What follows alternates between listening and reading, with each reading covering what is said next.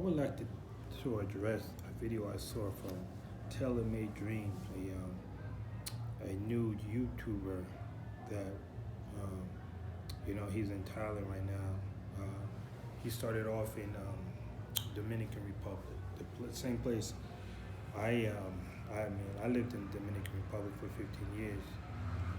So I would like to challenge some of the ideas that he's saying. Um, Basically, he told a story in this video about a friend he knows that got jammed up in Dominican Republic, and basically um, he got into a physical altercation with a couple of girls, and they went to the police, and when he left the country, he got a lawyer, blah blah blah. He tried to come back to the country, and then he got arrested. And now the government is restoring him for $65,000 for a physical altercation. $65,000. And now he's basically he was saying something about Dominicans, they only stick to their kind. If you're not Dominican, they're not going to stick with, they're not going to be on your side. I kind of want to push back on that idea, because I've been in Dominican Republic for 15 years. There is a culture of let's get that gringo. That does exist, right? Whereas people will actually be like giving other guys high five if you rob a gringo or get over. Not actually rob him with a gun, but if you get over, trick him, get him out of his money. It's a culture of, yeah, we got that gringo out there. Dominican Republic is scam capital of the world. At least one of them. Scam capital of the world. But I do want to push back on this. I don't agree that Dominicans would always go join with another Dominican. I think that the system of Dominican Republic is a feminist system. Meaning if you put your hands on a woman, they're going to put you in front of a judge who's more likely a woman hating men. And you're not gonna win that. You're not gonna win that fight, right? And they're gonna try to get as much money out of you as possible, and it's a game that they play. That is true, but overall, and that is why I left Dominican Republic, because they try to play that game on me, and I knew that the judge was a feminist. I wasn't gonna win that. They wanted to trial me at the time of Mother's Day, and it was going to have a feast with me. So I had to leave out of that place, and but it's if I believe that if you isolate yourself as far as economically, they're going to look at you as a foreigner, and you're not part of them.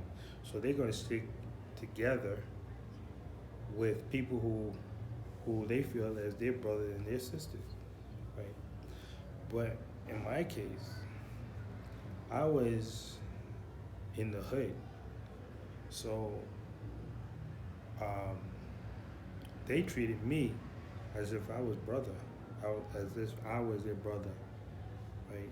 Like as if they sure, it's a common thing for Dominicans to be like, oh, I'm gonna rob that gringo, right? But when I had strangers come to my house and they were talking, oh, I'm gonna rob that gringo, the people who they talked to, they would come back and tell me. So I already knew what was up. When there was an undercover cop around, I knew who the undercover cops were, the people who come and tell me.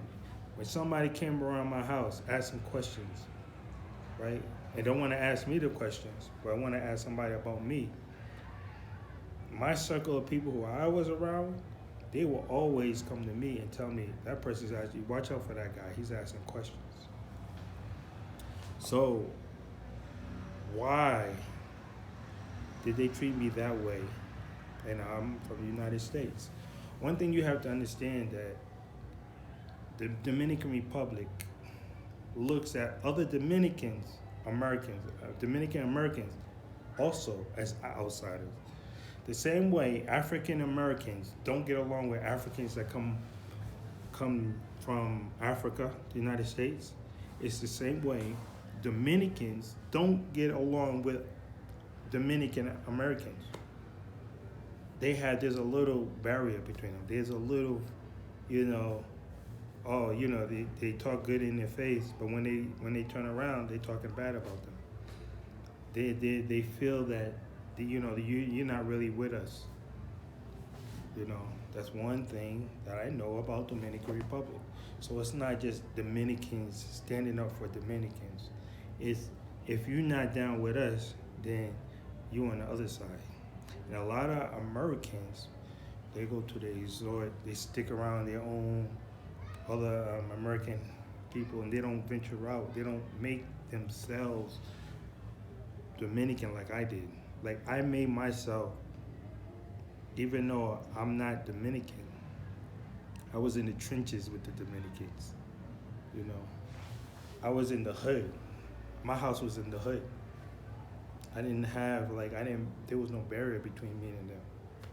So when the cops were out to get me, Dominicans who I didn't even know, they would hide me in their house. They would hide me in their house from the cops. So many people I met, when the cops were after me, they would say, come in my car, and I'd jump in their car. Then I'd get out of their car, and I'd jump in another car. And even eventually when I got arrested, the people in the jails, they knew who I was. Because I was in the trenches with the Dominicans. So, another story is, I got a fight in the street. And everyone knows that, a foreigner, the Dominican's gonna jump in and help the other Dominican.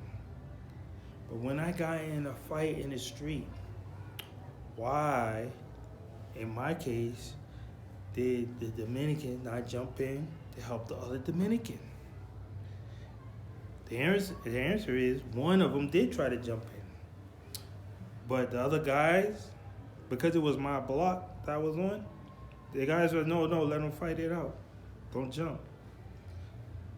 So if the people who were on my block didn't know me, right, then it would have been a jump. It would have been 2, 3, 5 on 1.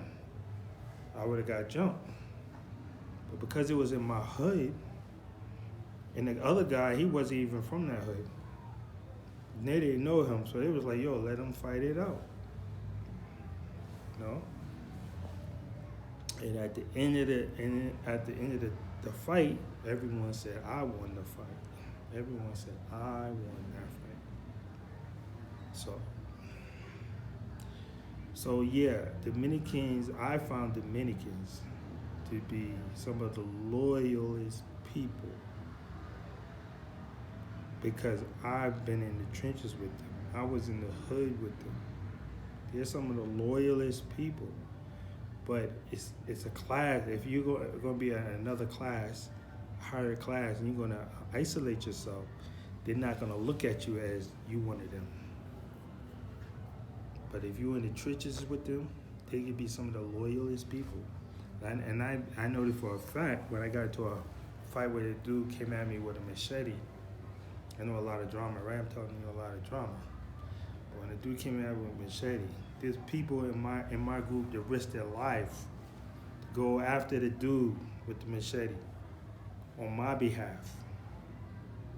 So you on my team, if you gonna risk your life, you on my team to go after a dude with a machete. You know, you on my team, and I have stories upon stories upon stories where Dominicans was on my side when people try to plan against me.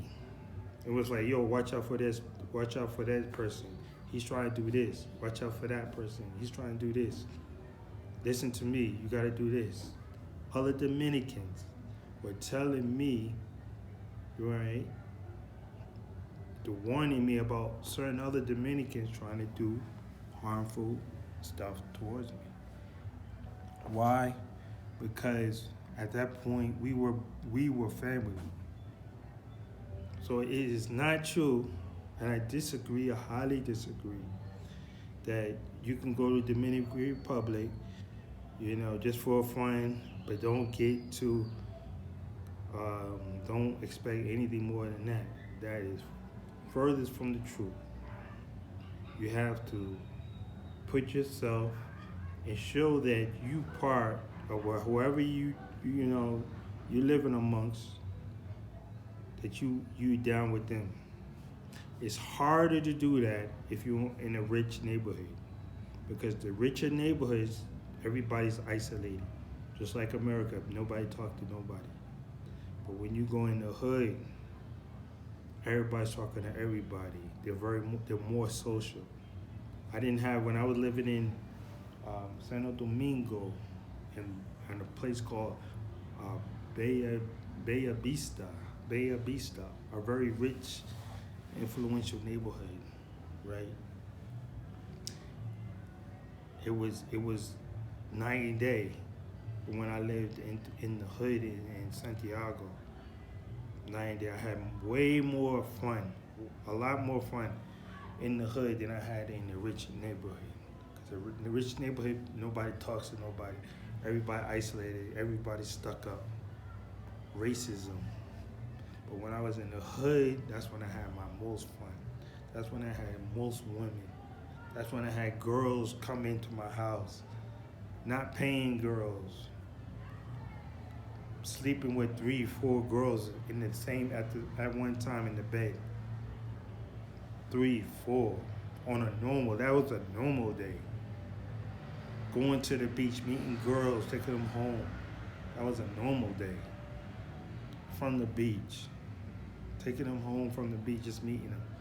Meeting girls at the mall, taking them home. You know, so that type of lifestyle was